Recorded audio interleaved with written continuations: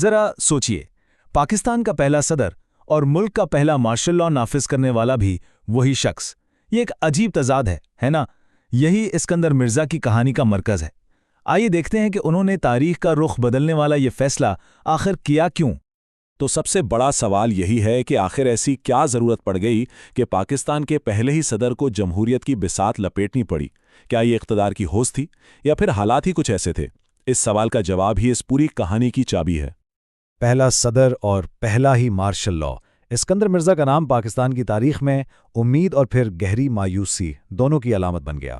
ان کا دور اقتدار ایسے ہی تضادات اور حیران کن موڑوں سے بھرا ہوا تھا۔ تو اسکندر مرزا تھے کون؟ وہ پاکستان کے آخری گورنر جنرل تھے اور پھر 1956 میں ملک کے پہلے صدر بنے۔ ان کا کردار اس لیے بہت اہم ہے کیونکہ ان کے اقدامات سے صرف حکومت نہیں کی بلکہ ملک کی سیاسی سمت ہی بدل کر رکھ دی۔ ایک سپاہی سے حکمران تک کا سفر، ان کے پس منظر کو سمجھنا بہت ضروری ہے کیونکہ ان کی فوجی تربیت اور بیوروکریٹک سوچ نے ہی ان کے مستقبل کے فیصلوں کی بنیاد رکھی تھی۔ ذرا ان کا کیریئر دیکھیں، سینڈ ہیرس سے فوجی تربیت، پھر فوج اور بیوروکریسی میں بڑے بڑے عہدے اور آخرکار ملک کے گورنر جنرل بن گئے۔ مطلب یہ کوئی روایتی سیاستدان نہیں تھے بلکہ ایک ایسے ایڈمنسٹریٹر تھے جو نظم و ضبط اور کنٹرول پر یقین رکھتے تھے۔ ان کا خیال تھا کہ سیاستدان ملک چلانے کے اہل نہیں، بس یہ ایک جملہ ان کی پوری سوچ کا خلاصہ ہے۔ وہ جمہوریت کو ایک کمزور نظام اور سیاستدانوں کو نااہل سمجھتے تھے، اور یہی وہ ذہنیت تھی جس نے آگے چل کر ان کے غیر جمہوری اقدامات کی راہ ہموار کی۔ اقتدار پر گرفت۔ اچھا، جب وہ صدر بنے تو پاکستان شدید سیاسی بحران کا شکار تھا۔ حکومتیں آ رہی تھیں، جا رہی تھیں۔ اس افراتفری کو انہوں نے اپنے لیے ایک موقع سمجھا اور آہستہ آہستہ اپنی طاقت کو مضبوط کرنا شروع کر دیا۔ انہوں نے کیا کیا؟ ایک کے بعد ایک وزرائے اعظم کو گھر بھیجا، پارلیمنٹ کو بے اثر کیا اور اس کی جگہ بیوروکریسی اور فوج کو آگے لائے۔ یہ کوئی سیاسی حکمت عملی نہیں تھی، یہ سیدھا سیدھا جمہوری اداروں کی قیمت پر اپنی طاقت بڑھانے کا ایک منصوبہ تھا۔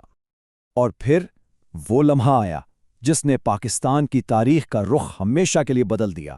یہ ان کا آخری اور سب سے خطرناک داؤ تھا جس کا مقصد تھا مکمل اختیارات پر قبضہ۔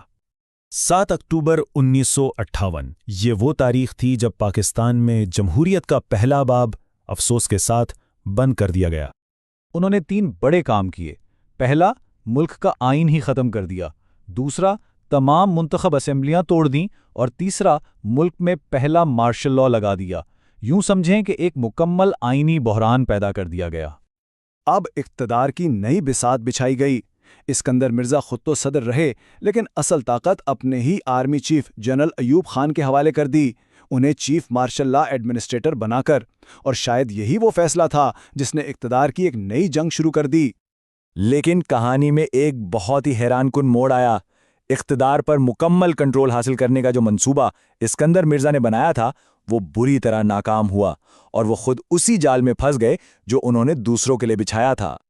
صرف 20 دن، جی ہاں، مارشل لا نافذ کرنے کے صرف 20 دن بعد بازی مکمل طور پر پلٹ گئی۔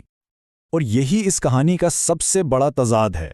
27 اکتوبر 1958 کو ان کے اپنے مقرر کردہ chief martial law administrator general Ayub Khan نے انہیں ہی اقتدار سے ہٹا دیا، یعنی جس مارشل لا کو وہ اپنی طاقت کا ذریعہ سمجھ رہے تھے وہی ان کے زوال کا سبب بن گیا۔ اقتدار کا سورج تو ڈوب گیا، انہیں زبردستی ملک سے نکال دیا گیا اور انہوں نے اپنی باقی زندگی لندن میں غمنامی اور بہت مشکلات میں گزاری۔ اور ستم ظریفی دیکھیں کہ جس ملک پر انہوں نے حکومت کی، مرنے کے بعد اس کی مٹی بھی نصیب نہ ہوئی۔ ایک متنازع میراث۔ تو آخر تاریخ اسکندر مرزا کو کیسے یاد رکھتی ہے؟ ان کے فیصلوں نے پاکستان کی سیاست پر ایسے کون سے گہرے نشان چھوڑے جو آج تک محسوس کیے جاتے ہیں؟ دیکھیں، ان کی میراث کو 3 نکات میں سمجھا جا سکتا ہے۔ انہوں نے جمہوری اداروں کو کمزور کیا جس سے فوج کو سیاست میں آنے کا راستہ ملا۔ انہوں نے سیاسی عدم استحکام پیدا کیا اور آئین کو ختم کر کے ملک کو ایک ایسے راستے پر ڈال دیا جس کی قیمت پاکستان آج تک ادا کر رہا ہے۔ تو تاریخ میں ان کی پہچان ایک ایسے حکمران کی ہے جس نے ذاتی اقتدار کے لیے جمہوری عمل کو قربان کر دیا اور فوج کو سیاست میں مداخلت کی راہ دکھائی۔